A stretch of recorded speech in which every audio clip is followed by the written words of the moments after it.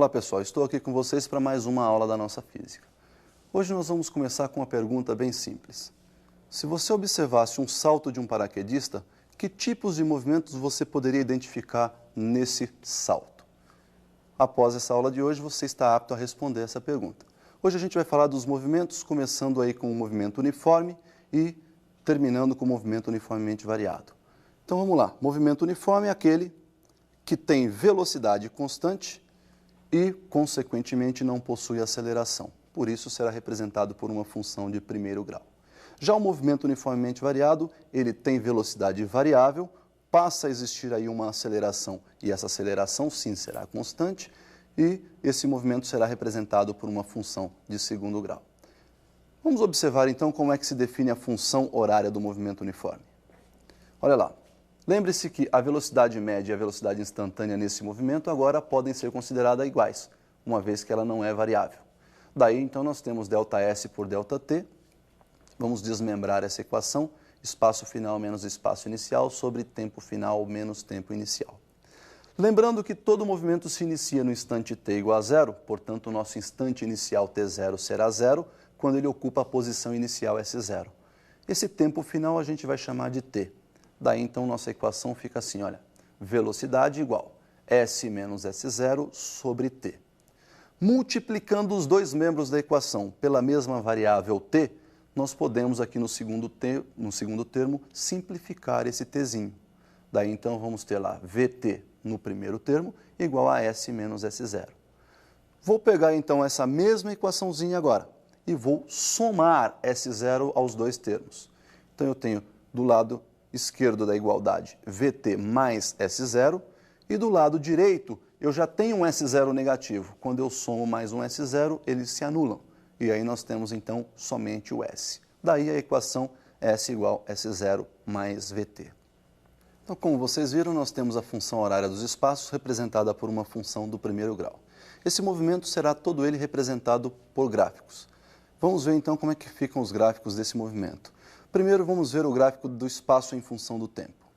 Olha lá, o gráfico do espaço pode ser uma reta crescente, quando as posições estão aumentando, portanto, o movimento é dito progressivo, ou uma reta decrescente, quando as posições estão diminuindo e o movimento, então, é dito retrógrado. O segundo gráfico que nós vamos ver é da velocidade em função do tempo. Perceba que a velocidade pode ser positiva ou negativa, portanto, uma reta paralela ao eixo dos tempos, acima, se for um movimento progressivo, ou abaixo do eixo, se for um movimento retrógrado. A aceleração sempre nula, independentemente do instante desejado. Sempre, então, nula a aceleração. Muito bem. Nesse movimento uniforme, nós temos, então, os gráficos apresentados e podemos extrair desses gráficos duas propriedades importantes. Vamos ver a primeira propriedade que diz respeito ao gráfico do espaço em função do tempo. Olha lá, se nós calcularmos o coeficiente angular dessa reta, nós vamos pegar nada mais, nada menos que uma variação vertical que representa ali o nosso eixo dos espaços, ΔS, por uma variação horizontal que representa o nosso ΔT, ou seja, o eixo horizontal representa o nosso tempo. O coeficiente, então, é dado pela tangente de θ, que será numericamente igual a ΔS sobre ΔT. ΔS sobre ΔT, você já conhece, é a velocidade.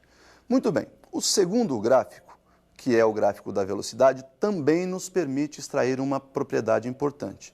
Se considerarmos dois t's, ou seja, dois instantes, t1 e t2, e você observar que esse intervalo de tempo proporciona o cálculo de uma variação de espaço, olhando para o gráfico, essa área achurada será numericamente igual a essa variação de espaço. Perceba que quando você calcula a área, ΔT é a base, V, a velocidade, é a própria altura dessa figura retangular, e quando você faz base vezes altura, você determinou a área. Perceba que essa velocidade que aparece no segundo termo da equação pode ser substituída por ΔS sobre ΔT. E aí nós vamos ter no mesmo termo da equação, no mesmo membro, ΔT multiplicando e ΔT dividindo. Simplificando ΔT, provamos então que a área é numericamente igual à variação de espaço. Muito bem, então está definido aí o nosso movimento uniforme. O segundo movimento uniformemente variado, já falamos sobre ele e vamos ver então como é que fica a sua função horária. Observem como é que foi definida. Essa é uma das demonstrações dessa definição. Função horária dos espaços do movimento uniformemente variado, segundo grau, portanto, eu vou pegar uma expressão S igual a mais bt mais ct quadrado, e nós vamos determinar quem são os parâmetros A, B e C. O parâmetro A, nós vamos determinar, lembrando que no instante t igual a zero, nós estamos iniciando o movimento, portanto, S igual a S0. Substituindo esses dois valores na equação, no lugar do S, S0, no lugar do T, 0, fazendo essas continhas, você chegou aí em S0 igual a A. O parâmetro B, nós vamos definir através do cálculo de derivada. Se nós derivarmos o espaço em função do tempo, nós obtemos a velocidade. Então, nós sabemos que a derivada de A é uma constante, é 0.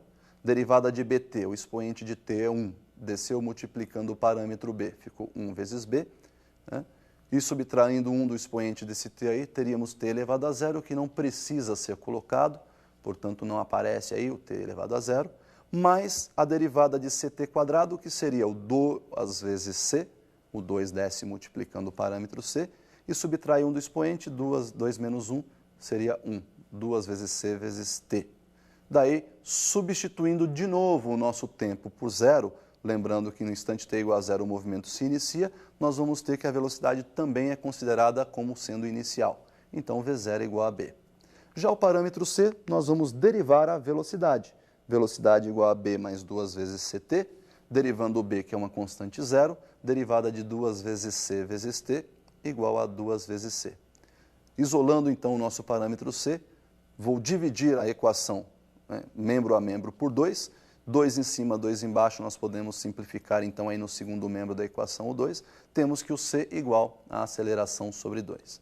Daí, substituindo, então, membro a membro lá na nossa equação original, S igual a S0 mais V0t mais aceleração sobre 2t quadrado.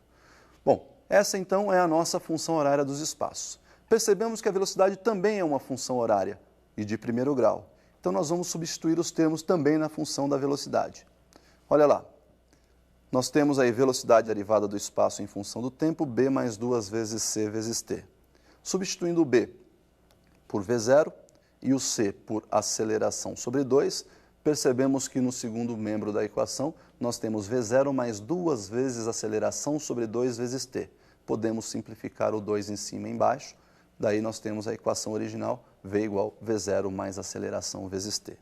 Uma propriedade importantíssima é que, sendo a velocidade representada por uma função de primeiro grau, o seu valor médio, visto por nós como sendo ΔS sobre ΔT, também pode ser calculado como sendo a média aritmética das velocidades inicial e final, né, de um movimento. Definidas então as funções horárias, vamos ver como é que Torricelli chegou à sua equação. Observe a equação do Torricelli. Então, olha aí, para definir a sua equação, Torricelli utilizou a equação horária da velocidade, V igual a V0 mais aceleração vezes t, subtraiu de cada lado da igualdade o V0, ficando então V menos V0 do lado esquerdo da igualdade, igual a V0 mais alfa t menos V0. Como nós temos do lado direito da igualdade V0 positivo, V0 negativo, nós temos então que V menos V0 será igual a alfa vezes t.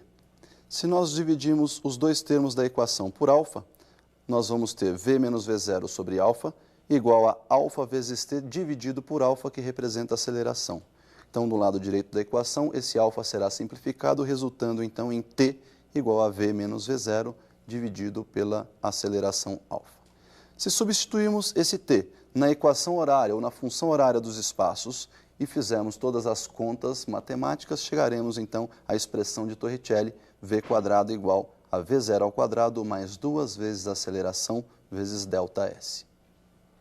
Bom, então nós definimos todas as funções que representam esse movimento, né? Movimento uniformemente variado. Vamos ver como é que ele fica representado graficamente? Vamos ver primeiro o gráfico do espaço em função do tempo. Olha lá, nós temos como espaço em função do tempo uma equação de segundo grau, portanto sua representação gráfica é uma parábola, que pode ter concavidade para cima ou concavidade para baixo. Perceba que no vértice da parábola nós temos aí a inversão do movimento, ou seja, no primeiro gráfico as posições vão diminuindo, quando atinge o vértice elas começam a aumentar. Então nós vamos denominar esse instante aí de T1. Perceba que no instante T1 ocorreu a inversão. tanto no primeiro gráfico, onde a concavidade está voltada para cima, como no segundo gráfico, onde a concavidade está voltada para baixo. Se ocorreu a inversão do movimento, é porque ele deixou de ir para voltar na trajetória. Consequentemente, se ele para de ir para voltar, a velocidade nesse momento é zero. Uma propriedade desse gráfico é, se você quiser calcular a velocidade em qualquer instante, basta nesse instante traçar uma reta tangenciando a parábola e calcular o coeficiente angular dessa reta. Então veja que para um determinado instante t1, a velocidade v1 é numericamente igual à tangente de θ. O segundo gráfico que nós vamos ver é da velocidade. Perceba que a velocidade pode estar crescendo para movimento acelerado, portanto a velocidade aumenta quando você acelera, ou diminuindo no movimento retardado. A velocidade diminui quando você freia, ou seja, quando você retarda o movimento. Desse gráfico nós temos duas propriedades. O coeficiente angular, que nos permite calcular a aceleração, portanto tangente de θ numericamente igual a ΔV sobre ΔT, que é a própria aceleração. Esse ΔV e o ΔT estão assinalados aí no gráfico, como você pode ver. A segunda propriedade, também desse mesmo gráfico, nos proporciona calcular aí o ΔS. Verifique que quando você calcula a área desse gráfico, a base maior desse trapézio aí é a velocidade V. A base menor é o V0, velocidade inicial, e a altura do trapézio esse ΔT.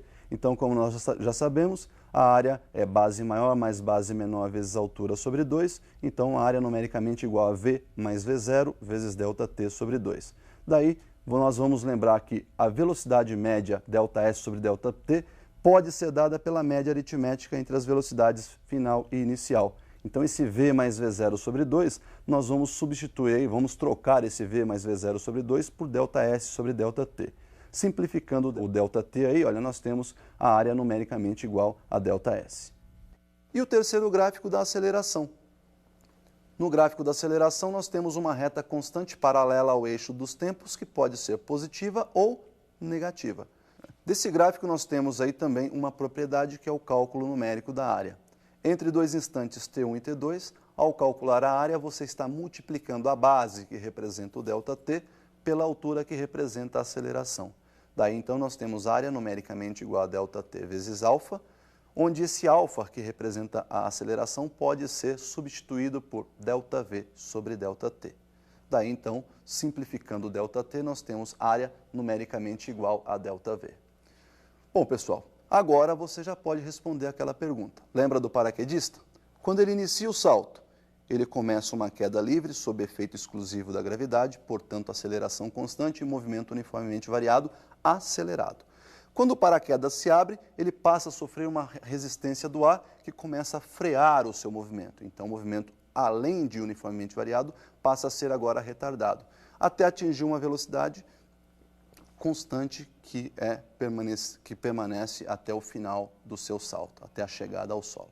Tá legal? Por hoje, então, era isso que nós tínhamos para ver sobre os movimentos. Até uma próxima.